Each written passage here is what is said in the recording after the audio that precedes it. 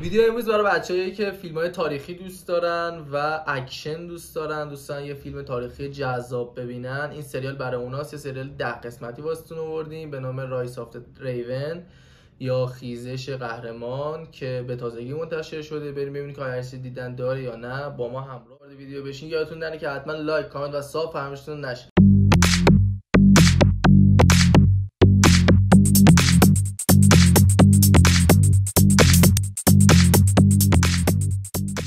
خب سریال خیزش قهرمان در مورد فرمانده مشهور اون در واقع مجارستانه که توی زمان خودش این واقع تاریخی واقعی هستش که توی زمان خودش در واقع با جنگ با عثمانی‌ها رو نشون میده و وقایع و فتوحات اون طی در واقع دورانی که با هم دیگه مبارزه داشتن رو نشون میده.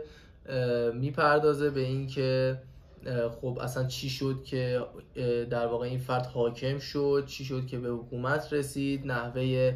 خب توی اکثر سریال ها ما میبینیم که معمولا پدر کشته میشه یا حالا واسه انتقامش میرن یا واسه این که بخوان خونخواهیشو انجام بدن میرن در واقع جلو. اما تو اینجا پسر داستان اینجوریه که در واقع به هروستاشون حمله میکنن و پدرش رو به قتل میرسونن. یک حلقه‌ای به اون میده که نشان پادشاهی در واقع پدرش بوده.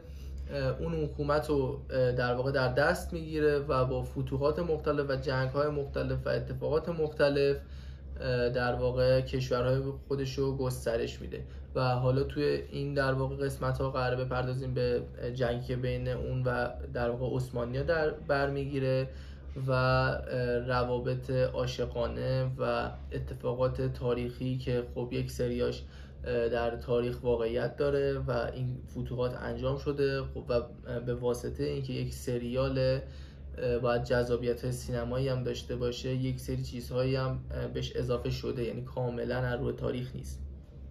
منتها اگر سلیقتون سریال های تاریخی، سریال هایی که حتی مثلا توی باب های گیم آف ترونز یا ارباب حلقه ها، این سریال بهتون پیشنهاد میشه. سریال خیلی جذابیه، روند جذابی داره، بازیگرای خیلی درجه خوبی داره که سریال پرتی خیلی نداره، به شدت اندازه است و اتفاقاش خیلی 10 قسمت ازش پخش شده و فصل یکش به پایان رسیده.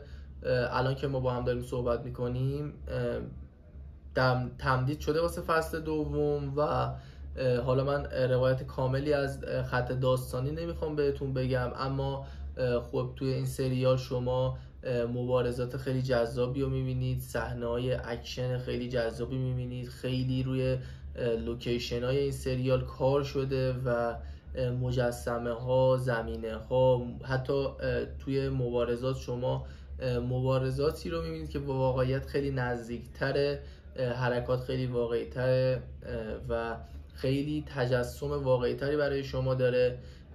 سلاح ها، زره ها، دیالوگ ها. در بخش دیالوگ ها میتونم بهتون بگم که این همون سریال هایی نیست که فقط اکشن باشه همدیگه رو بزنن و یه واقعی رو بخواد توصیف بکنه. یک سری دیالوگ هایی داره که حالا دیدگاه دقیقاً اون افراد توی اون زمان رو نشون میده و یک سریاش پندآموزه، یک سریاش تلنگر بزنه که شاید یه مثل چک توی صورت آدم بخوره و آدم رو به فکر فرو ببره که شاید ما هم اگر در جایگاه اون فرد توی اون زمینه بودیم شاید بدتر از اونم عمل میکردیم. در کل سریال جذابیه. پیشنهاد میکنم که اگر دنبال سریال جذابی هستین که هم خیلی وقتتون نگیره هم بتونید لذتشو ببرید، این سریال برای که تا اینجا وقت گذاشتین. اگر ویدیو من خوشتون اومد ممنون میشم لایک، کامنت و ساب فراموشتون نشه. تا ویدیو بعد، خدا نگهدار شما.